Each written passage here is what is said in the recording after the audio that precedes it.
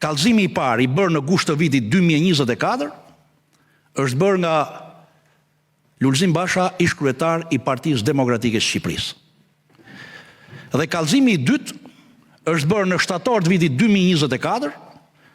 nga, në mos gaboj, sekretari i Partisë Demokratike, deputeti Gazmend Bardhi, sot kryetari i grupit parlamentar të Partisë Demokratike dhe antar në Këshillin e Mandateve dhe Imuniteteve, për të cilin unë e kam theksuar dhe në mbledhjen e Këshillit që në rastin konkret ka qenë në kushtet e konfliktit pastër të interesit, pasi është edhe një nga kallëzuesit e kësaj vepre. Më vonë pastaj, në vitin 2025, këto dy procedime penale janë bashkuar në një procedim penal të vetëm, dhe që sot mban një numër unik procedimi, mbi bazën e cilit po zhvillohen hetimet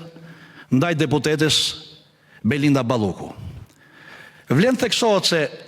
viti 2024, pra koha kur u bën kallëzimet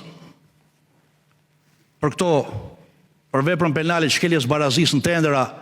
apo ankande publike, të parashikuar nga neni 258.2 i kodit penal, që nuk është një vepër korruptive, është një vepër me natyrë administrativo penale, koincidon me një periudhë parazgjedhore dhe me një situatë sigurisht të nxehtë politike.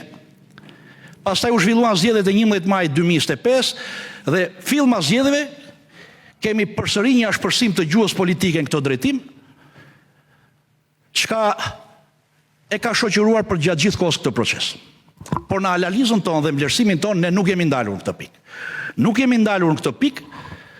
sepse respektojmë plotësisht qëndrimin e mbrojtjes, por dhe të qëndrimin publik të deputetes Belinda Balluku,